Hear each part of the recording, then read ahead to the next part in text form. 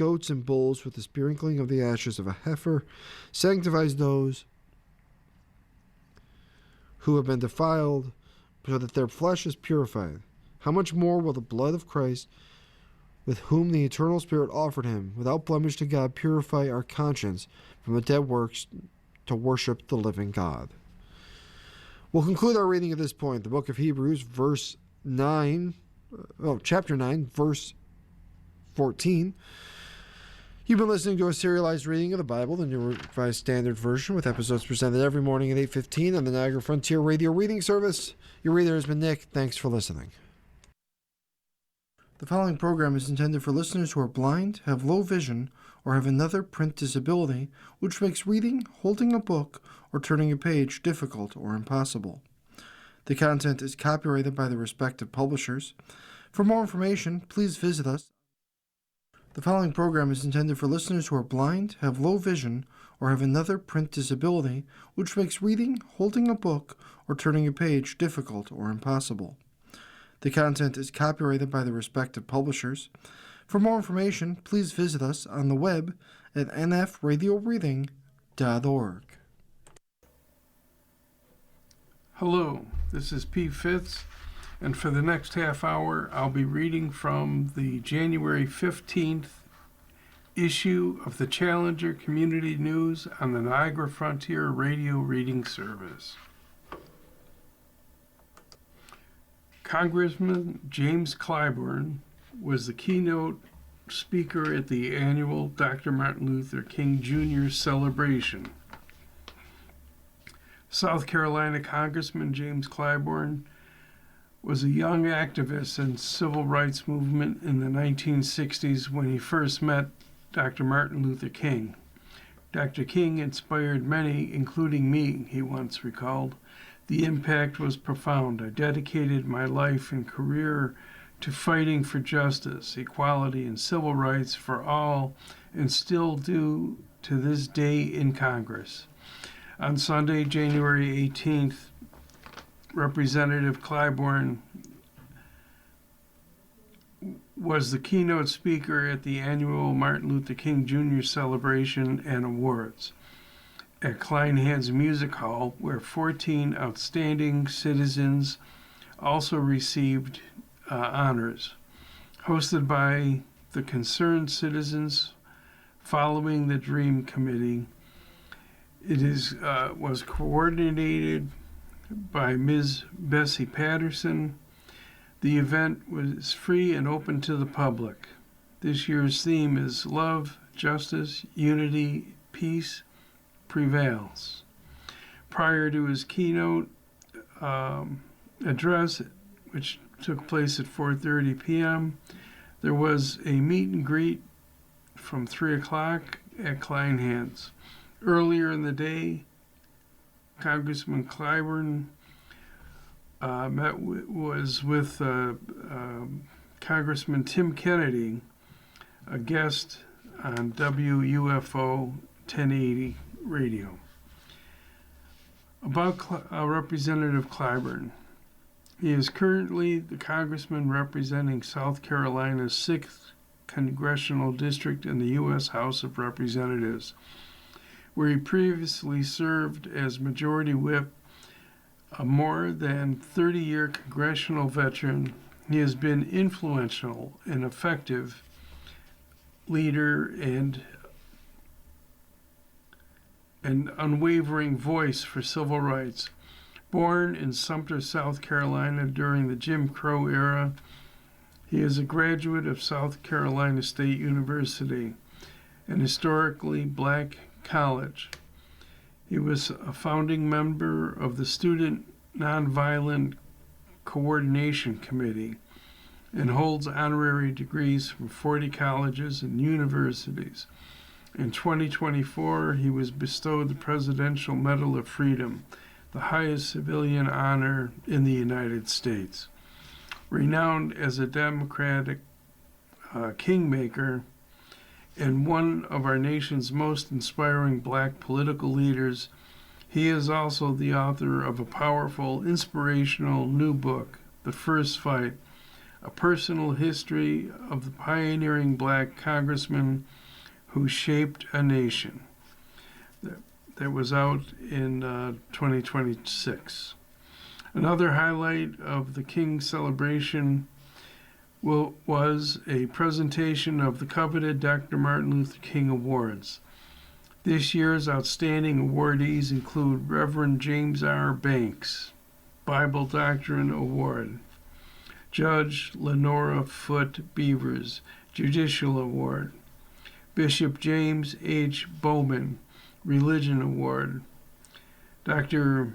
Giovanna Claudio Cato, Educational Award; Stephen Daniels, Hairstylist Award; Yvonne Hargrave, Education Award; Murray Holman, Community Protection Award; Chelsea Lovell, Media Award; Tylisha Pope, Restaurant Award; Louis A. Rodriguez, Businessman Award; Roderick Simmons, Photography Award; Frazier Tom Smith, Musician Award; Assemblyman Member Crystal People Stokes, Woman of Distinction Award; and Kathleen Tyler, Cafe Award. Featured performers include the Collins Four, Sharice Freeman and the WUFO Radio Choir, Pastor Camira Lattimore, saxophonist Will Holton, Vibrant Strings, Western New York, praise dancers,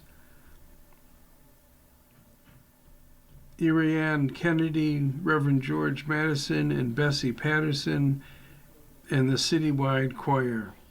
The 2026 Martin Luther King celebration sponsors included M&T Bank, Wegmans Foods, Tops Markets, Attorney John Elmore, Community Health Center of Buffalo, Connect Life, Alan R. Core Funeral Home, Councilmember Zanita Everhart, Councilmember Leo Halton Pope, Councilmember Rashid Wyatt, Legislator Taisha St. John Tard, Legislator Lawrence Dupree, Mayor-elect Sean Ryan, West Hair Auto Group, and WUFO radio station.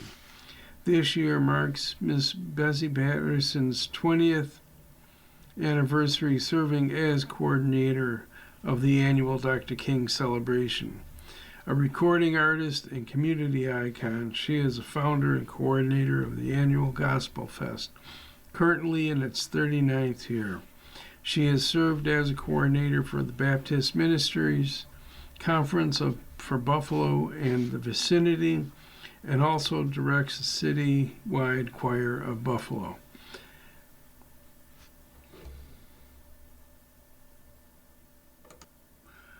$126 million in new financing secured for Town Gardens renovation and development. BFC partners and several community groups in Buffalo have secured $126 million in new financing to acquire and renovate the Town Gardens Apartments, a 360-unit Section 8 apartment community on Buffalo's east side. Wells Fargo provided the majority of the financing via Freddie Mac, and while New York State's Homes and Communities Renewal Project provided $42.8 million in tax credit equity and $38.7 million in additional subsidies. BFC Partners is working with St. John Fruit Belt Community Development Corporation, nonprofit Buffalo Black Billion, and Community One to renovate the affordable housing complex, which opened as 36 separate buildings between 1968 and 1972 along Clinton and William Streets. Joseph Ferreira, principal at BFC Partners, emphasized in a statement that affordable housing complexes like town garden apartments provide stability, dignity, and opportunity to local communities, and that families will benefit from the new redevelopment capital. We're eager to begin the revitalization phase 1 this January, which will undoubtedly be a catalyst for further investment in the community, he said. BFC Partners and St. John Baptist Church purchased town gardens out of foreclosure from Fannie Mae in the late 2023 for $22 million, according to Buffalo Toronto Public Media. Last year, BFC Partners also purchased a one-story retail plaza adjacent to Town Gardens for $1.35 million and plans to develop an apartment complex in a second phase of redevelopment with 310 residential apartments and 30,000 square feet of commercial and community space, according to Buffalo Rising. BFC Partners and the local community groups plan to use the investment capital to provide residents with new interior renovations, storm infrastructure improvement, and security systems. David Maislis, managing director of Wells Fargo, said the influx of debt financing reflects the bank's commitment to preserving affordable housing and safe housing for residents at Town Gardens. Working alongside New York State and BFC Partners, we're proud to help extend the life of this important community asset and improve quality of life for families in Buffalo, he added. Under health matters, what you do matters when fighting the flu. Fighting the flu? Here are some reminders on what to do and a few natural remedies as well. Take it easy and get plenty of rest. Going to bed early and naps are highly encouraged. Rest helps speedy recovery. Stay hydrated. Make sure you're getting enough fluids, especially water and lemon and a pinch of salt and honey for more hydrating results, as well as juice or broth throughout the day. If your nose is terribly stuffy or dry or runny, try saline nasal spray. That helps relieve pressure so you can breathe easier.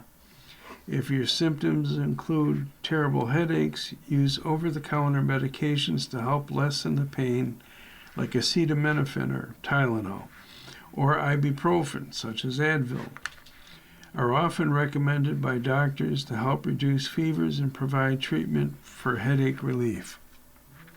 It's always good to include natural herbs and teas in your healing and preventative regimen. Herbs like ginger root, thyme, mint, sage, licorice root, echinacea, elderberry, mullein, chamomile, honey,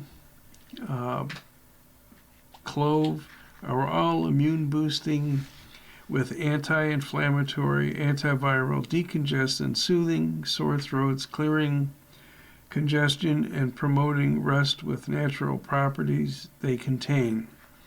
The herbs can be purchased fresh in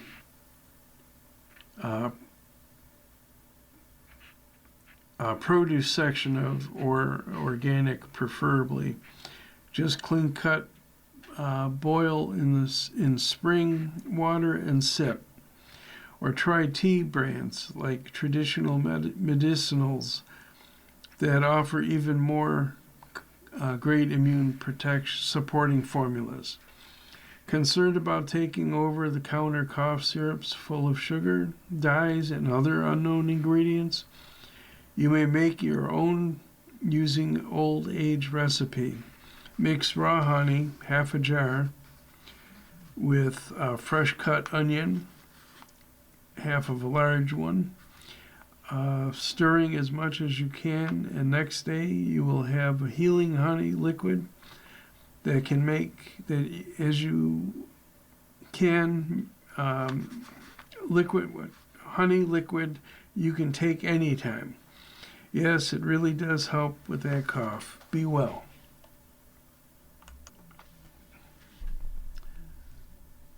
Last week, Buffalo Public Schools Superintendent Pascal Mubenga and Board of Education President Dr. Kathy Evans Brown released the following joint statement announcing the decision not to close any Buffalo Public Schools for the 26-27 school year. We have decided not to close any Buffalo Public Schools after reviewing the recommendations of the School Closure Committee to close PS 3 and PS 90. And after feedback from staff, family, students, and community members, as part of a regular budget process, the superintendent will instead present the Board of Education with an alternative plan to address the anticipated financial challenges facing the district in the 26-27 school year. We will also work to retain a professional management consultant to review and make recommendations about potential school closures in future years. We have also informed the Buffalo Board of Education members of our decision. We also thank the members of the School Closure Committee for their time, efforts, and recommendations. You are listening to reading of articles and features from the Challenger Community News on the Niagara Frontier Radio Reading Service. Dr. King's message to young people. Much of Dr. King's work included encouraging the people, including Barrett Junior High School students in Philadelphia on October 26, 1967. What he told these young people became another memorable speech. What is your life blueprint? Don't allow anybody to make you feel you're nobody, King told the students. Always feel you count. Always feel you have worth, and always feel that your life has ultimate significance. King's encouragement of these students mattered. Many minorities face poverty due to systematic racism, and families had few opportunities to improve their lives. If it falls your lot to be the street sweeper, sweep streets like Michelangelo painted pictures. Sweep streets like Beethoven composed music. Sweep streets like Leontine Price sings before the Metropolitan Opera. King said, sweep streets like Shakespeare wrote poetry. Sweep streets that all the hosts of heaven and earth will have to pause and say, here lived a great street sweeper who swept his job well. If you can't be a pine at the top of the hill, be a shrub in the valley. Be the best little shrub on the side of the hill. Be a bush if you can, be a tree, King continued. If you can't be a highway, just be a trail. If you can't be a sun, be a star. For it isn't by size that you win or fail. Be the best of whatever you are. Dr. King was 15 when he started Morehouse College in Atlanta. And did you know that between 1957 and 1968, Dr. King traveled over 6 million miles and gave more than 2,500 speeches while writing 5 books in support of civil rights and equality. Reflections on the ICE killing in Minneapolis. This is the America black people have always known. Renee Nicole Good's killing is part of a system black Americans have long warned the country about. This is by Liz Corquette. Lanier. Sorry. On Thursday, January 8th, just hours after federal agents shot and killed an unarmed Minneapolis woman in her car, Chicago Mayor Brandon Johnson posted a video on his Instagram account. Rather than rage at a seemingly unjust killing, the mayor offered a nugget of wisdom for cruel and heartless times. While a video of a masked immigration and customs enforcement agent firing point blank at Renee Nicole Good may trigger anger, don't let them change the part of your soul that sees a fellow human being when you look at your neighbor, the mayor said. We will get through this. As Black Americans who have done witness to far too many killings like Good's, a white woman who was monitoring ICE activities in Minneapolis, we know he's not wrong. Many of us are heartbroken by what happened.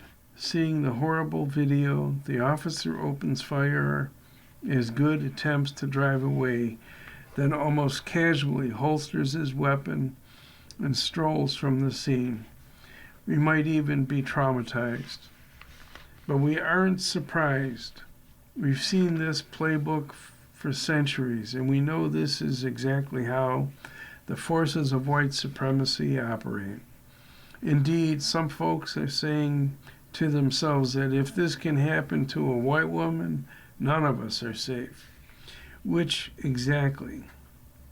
Safety for anyone in a system steeped in anti-black racism and use of deadly force is and always has been a mirage. When civic leaders are elected and elected officials in the circumstances around Good's killing isn't the America we know. Black folks hear something else entirely. This is the America we know. And one that justifies killing black people just because someone suspects they've done something wrong. It is the America that has privilege, that privilege keeps white folks from seeing. And it might be that folks who are most shocked really want to know not what has America become, but when did America start behaving like this to white people? The price of standing in the way. History tells us that white people have long paid the price for defending black and brown people. The government executed John Brown in 1859 for attempting to incite a slave rebellion in Harper's Ferry, West Virginia. In Alabama, Klansmen murdered Viola Gregg Liuzzo in 1965 for shuttling black civil rights activists between Selma and Montgomery. And a decade hasn't passed since a white supremacist drove over Heather Daniel Heyer, 32, in Charlottesville as she demonstrated against the Unite the Right rally in 2017. The lesson feeds into a larger narrative of that entrenches white supremacy. Stay on the sidelines and you'll stay alive. Fight for justice and you might end up dead. Or as Republican Representative Wesley Hunt of Texas put it, wake of the good killing. The wake of the good killing.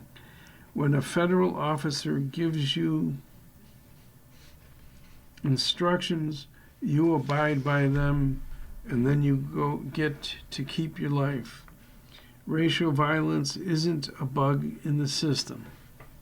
Black folks know that this immediately. The soil of this nation is soaked with our blood. from Jim Crow lynchings to stop and frisk police stops. We know racism, state-sponsored violence isn't a bug, and it's a feature.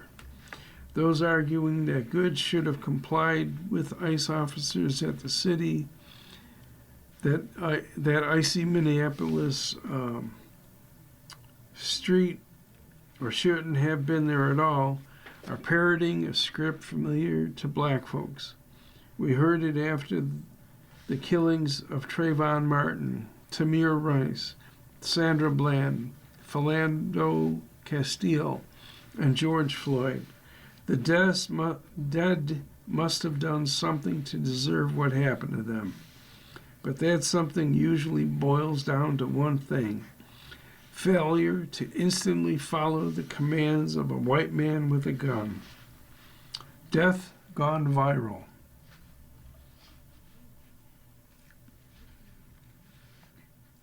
It's traumatizing to watch footage of Good's killing.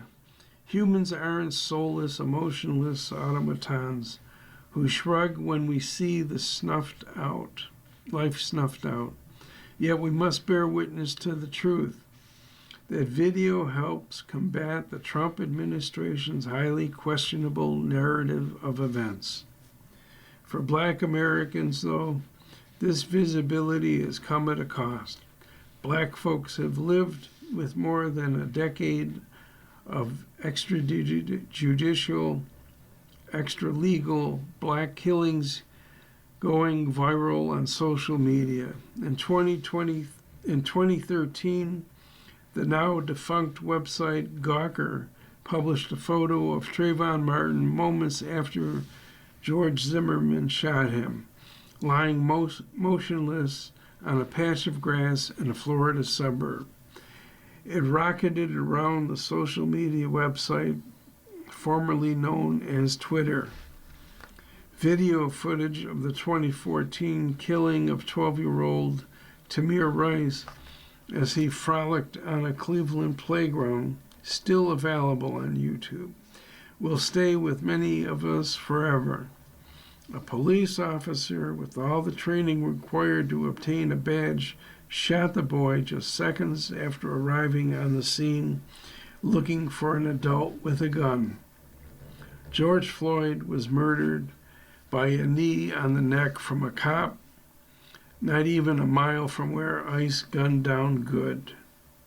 We might ask ourselves how much of the heavy presence of ICE in Minneapolis has to do with the city being ground zero for America's most recent racial reckoning. It remains to be seen.